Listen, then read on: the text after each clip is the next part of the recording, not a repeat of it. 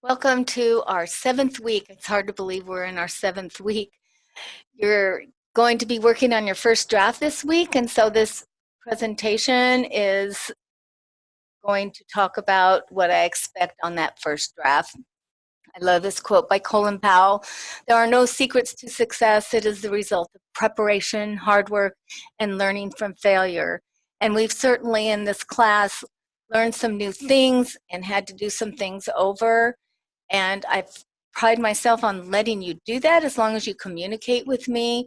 And I've seen that some people have really taken that to task and really worked hard to do things the way they should be done in academic writing. I wanted, before we start, to talk about discussion questions. Last week, I was feeling so much better about the overall responses. I want to be sure that you understand that these discussion questions are academic writing, no first person. Please don't use first person with either your submission or your reply. It's really important. It makes you sound like you really know what you're talking about when you avoid that. And it is just not accepted in academic writing. So they were 100% better. I was really encouraged. Know that if you have only one paragraph, this is not a presentation that I'm looking for. I'm looking for your introduction. I think that introduction should have a thesis or a stand, because every one of these asks you for your opinion, either one way or another, about a subject. So make sure that is written as the last sentence in your introduction.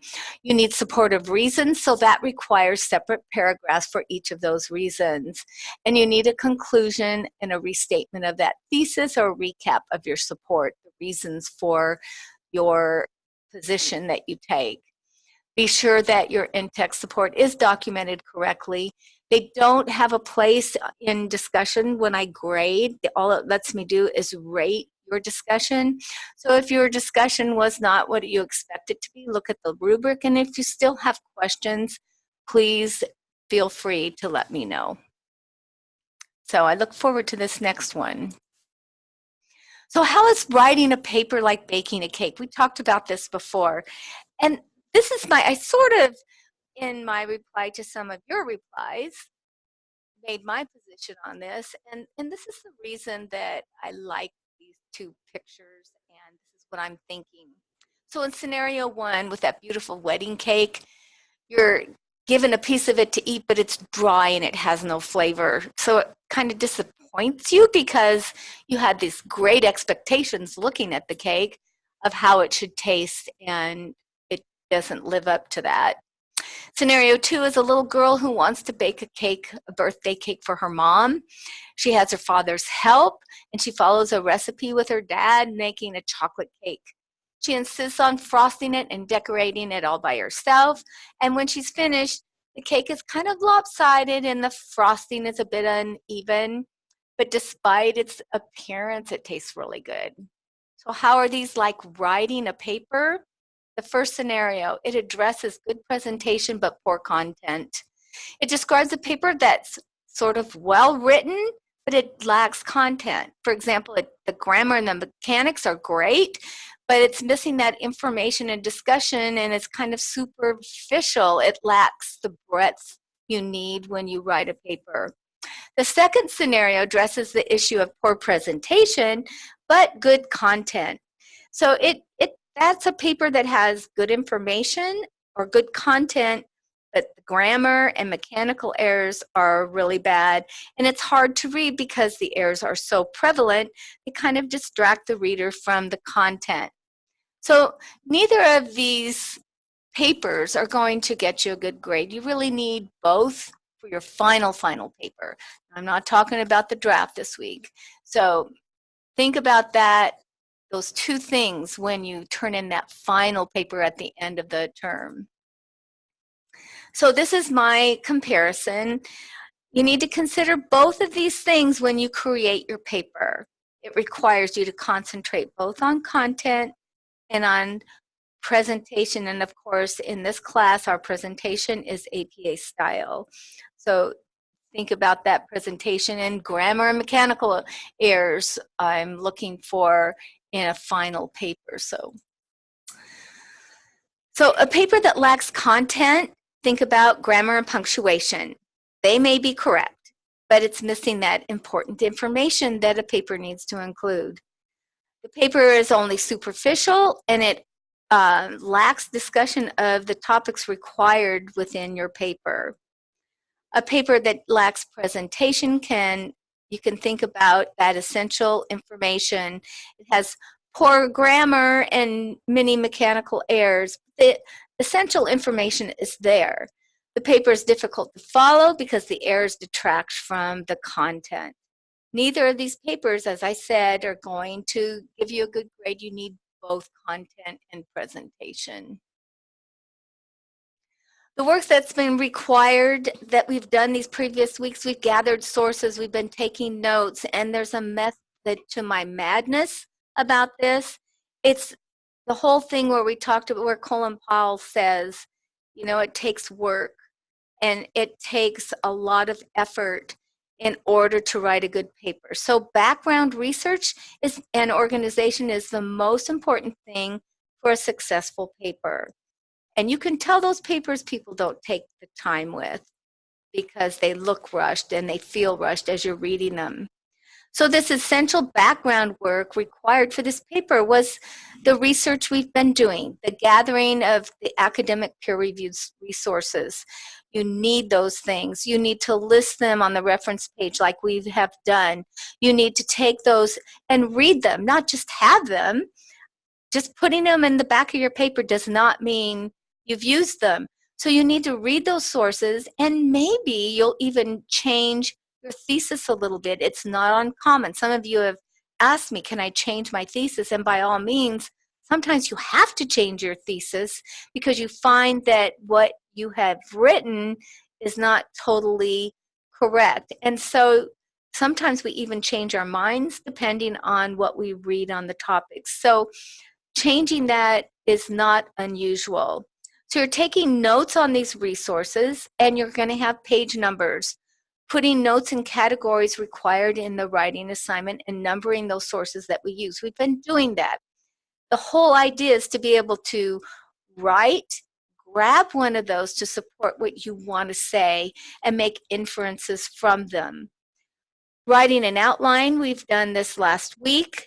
That outline includes many of your notes. It's not going to, it says all of them on here, and not all of the notes you take are going to fit, but you should have notes on all of your sources that you use in your paper.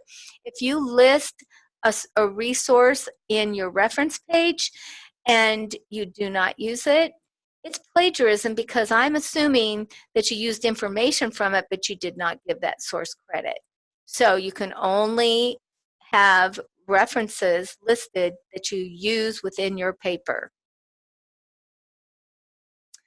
So we're going to be writing your first draft of your final paper. Your paper is not going to be graded on presentation. I'm going to be looking for that content.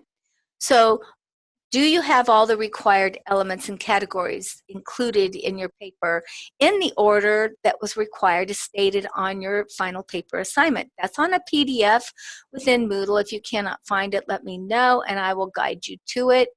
Make sure you're using it. I'm assuming you used it when you wrote your outline. That outline is your map.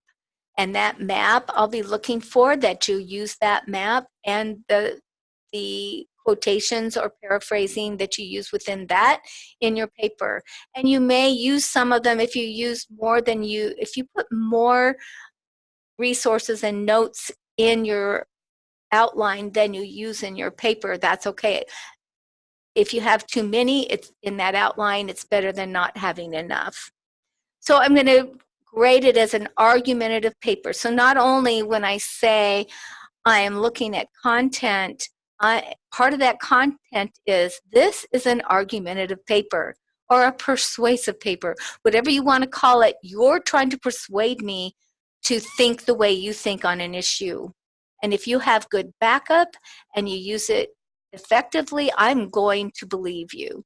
So keep that in mind. Those are the things I'm going to be looking for in this rough draft. Don't edit as you go. I know it's really tempting, and probably most of the time you've turned in papers that you think is perfect the first time.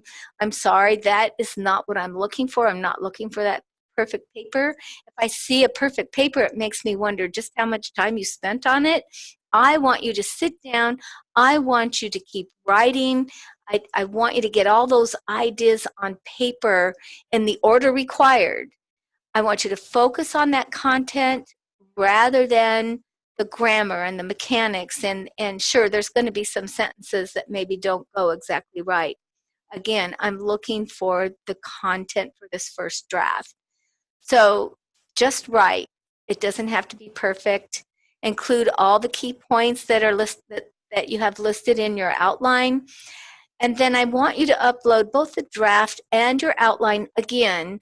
I know you submitted your outline the week before, but I want to see both of those together so I don't have to toggle back and forth from week to week when I'm trying to grade your paper. So both of those uploaded into your first draft submission is what I'm looking for. This is how I want to identify your first draft. It's going to have the name of your paper and underscore and draft and underscore and one. Please put this in your Google Docs. And I want to mention too that some of you have organized your Google Docs with files for the different kinds of assignments. Really an effective way to find things. I've had students turn in submissions, but they didn't fully load, and then they go back to find them and they can't find them. So this is a great habit to get into for any class. So you're going to put this is how you're going to name this first draft. So the next draft, next week, you're going to do write draft 2. And this time you're going to make a copy of draft 1 within your Google Docs, name it, the name of your paper, underscore draft, underscore 2, and you'll do the same thing for your final draft. So be sure you name it this way. I'm going to be looking for it. It's part of your assignment. So the content that I am going to be looking for, a short introduction, and your thesis clearly stated in the last sentence.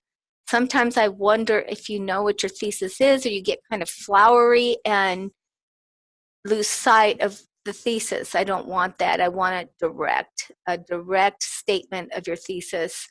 Then you're going to have a synopsis of your description or scope of your problem, whatever it is you're addressing, or a background, something. I want you to make sure and no, not each of these things pertains to all topics. So be creative in which description or scope or however you label this section of the paper. Then you're going to have your history, the why, where, and when of the problem, a goal or purpose of your view of the problem, what is targeted, who is targeted, what your point of view should accomplish if people followed your point of view. That all goes in this part. Then you're going to go to the discussion of the problems, the activities, or the actions that prove your point of view. And that would be in this part of your paper. Then you're going to have your empirical studies. Some of you have not completed them. If you haven't completed them, you cannot do this part of your paper. So 1 week builds on the week before. You get behind on one thing, you're going to be behind on something else. You need to get these in, and I need to be able to see them. This is one paragraph for each study in your paper. They're not done together. Each study is looked at separately. Each study is a paragraph that backs up your thesis. So when you do these, a summary is like an experiment, like a science experiment. It starts with a question that's being examined or some topic they want to find out about, and you need to be able to decide. It's written, if it is an empirical study, it's written there for you. You just have to restate it in a way that tells what it's about or what's being examined. Then you're going to talk about the population examined.